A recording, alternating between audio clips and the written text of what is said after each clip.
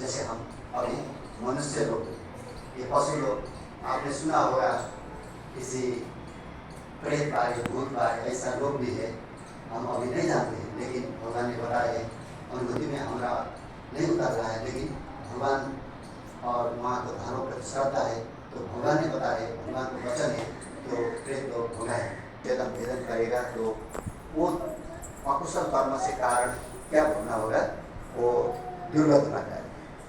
तो अगर किसी भी उसका पुण्य के कारण मनुष्य लोग में आए, वो पार्टी पाता किया होगा, लेकिन किसी और पुण्य के कारण वो मनुष्य रूप में आए तो उसका कम से कम एटलीस्ट थोड़ा भी क्या होगा। भगवान ने बताया है कि अपायु संवत्तनिको होती, अपायु संवत्तनिको होती, यानी कि वो व्यक्ति का जीवन छोटा होगा। जैसे कोई व्यक्ति, आपने सुना होगा, गर्भ में ही वो चला गया, बाहर निकलने से पहले गर्भ में ही वो मर जाए। कोई व्यक्ति हो सकता है गर्भ के बाहर निकलकर मर जाती हैं, कोई व्यक्ति 5 वर्ष में, कोई 10 वर्ष में, कोई 20 वर्ष में, कोई 30 वर्ष में, ऐसी उम्र में जिसका उम्र 70, 80 वर्ष होना चाहिए, लेकिन पूरा उम्र नहीं होकर वो आगे चल जाएंगे, उसका उम्र छोटा हो जाएंगे, ऐसा विवाह होना होगा। हमने ऐसा व्यापक देखे हैं, कोई व्यक्ति 10 वर्ष में मर रहा है, 20 वर्ष में मर रहा है, 30 वर्ष में मर रहा है, तो हमारा दिमाग में क्या आना चाहिए, ये वो पाणती पाता रमण करने का विपाक भोग रहा है, ऐसा ही समझना चाहिए। इसका अर्थ जो व्यक्ति प्राणी हत्या करेगा उसका आयु क्या होगा, छोटा होगा, उसका आयु छोटा होगा। तो इसका ठीक विपरीत, अगर कोई व्यक्ति पाणती पाता नहीं करते, उसके वैरमणी होता है, दूर रहते हैं, तो उसका आयु लंबा होता है, दीर्घायु होता है। हमने देखा है ना, कितने मनुष्य लंबे आयु तक रहते हैं, बाँचते हैं, 90, 100 वर्ष तक रहते हैं, किसी किसी का 100 के ऊपर भी रह सकते हैं। तो उसका क्या फल मिल रहा है, हम समझना चाहिए। उसने प्राणी हत्या नहीं किया हो और वो प्राणी हत्या न करने का फल भोग रहा है, कुशल फल भोग रहा है, ऐसा ही समझना चाहिए। तो दूसरा सीध है अदिन्ना दाना वैरमणि शिक्षा परम समाधिया। इसका मतलब चोरी नहीं करना।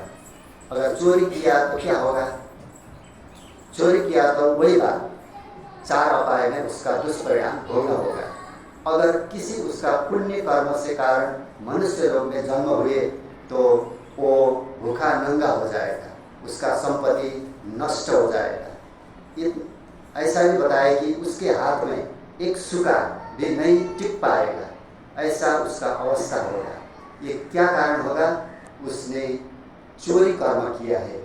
उस चोरी कर्म जो अकुशल कर्म है उसके कारण उसका ये हाल हुआ है, वो भूखा नंगा है, उसके साथ धन संपत्ति नहीं है, दूसरा के आंगन पर जाकर हाथ फैलाना पड़ेगा, मांगना पड़ेगा, ऐसा अवस्था होगा।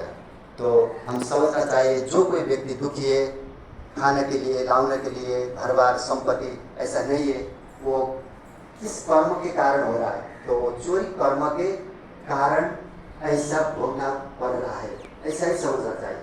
तो हमारा जिम्मेदारी क्या है, कोई व्यक्ति भूखा नंगा है तो हम अपने भीतर मैत्री करुणा जगाना है, अपने साथ जो हो उसको देके सही करना है, क्योंकि वो दुख बारा है ना, हमारे साथ है ना, कुछ है ना हमारे पास, तो जो हमारे साथ है, जो वस्तु धन संपत्ति है, अपने क्षमता अनुसार उसको दान देना चाहिए, उसको सही करना चाहिए, क्योंकि वो भी सुख चाहते हैं, सब प्राणी सुख चाहते हैं।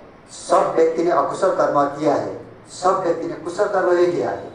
अगर अकुशल कर्म किया हो तो मनुष्य लोक में जन्म नहीं होते। बिना कुशल कर्म मनुष्य लोक में किसी का जन्म नहीं होता, हो ही नहीं सकता, कुशल कर्म होना ही चाहिए। तो पिछले जीवन में और पहले हमने क्षमता अनुसार दान पुण्य करना है, लेकिन समझना चाहिए, अगर मैं ऐसा कर्म नहीं करूं, चोरी कर्म करूं, तो उसी तरह मैं भी दुख भोगना होगा। अगर कोई व्यक्ति दान देता है तो क्या है, वो भोग संपत्ति में प्रशस्त होता है, उसका लगाने, खाने, बसने, रहने, धन संपत्ति बहुत होता है। तो दान देने व्यक्ति क्या होता है, तो दान देंगे तो वो धन दौलत से पूर्ण हो जाएंगे। तो कुल बात रोजना है, आप समझ सके तो अधिकता दान कभी नहीं करना, चोरी कर्म कभी नहीं करना। तो तीसरा नियम है, तीसरा सील है, कामेषु मिथ्याचार वैरमणि शिक्षापदम समाधिया। परपुरुष हो या पर स्त्री हो, उसके उस संग योग दुराचार कभी नहीं करना। आप जैसे उम्र को हो अभी, तो ये बहुत महत्वपूर्ण बात है कि किसी पुरुष पर और किसी स्त्री पर शारीरिक संबंध कभी नहीं करना, उससे बचना चाहिए। तो भगवान ने बताए, और कोई व्यक्ति कामेषु मिथ्याचार करता है और योग दुराचार करता है तो उसका क्या दुख भोगना होगा, चारों भाई में चले जाना होगा। यह तो सीधा बात है। अगर किसी उसका पुण्य कर्म के काम भाग रहेगा, ऐसा जैसा वो व्यक्ति को देखा मन में गुस्सा आने लगेगी, ऐसा लगता है कि मेरे साथ कोई हथियार हो, उसको हत्या कर दो, ऐसा गहरा गहरा शत्रुवाद रहते हैं। तो समझना चाहिए, कोई व्यक्ति काम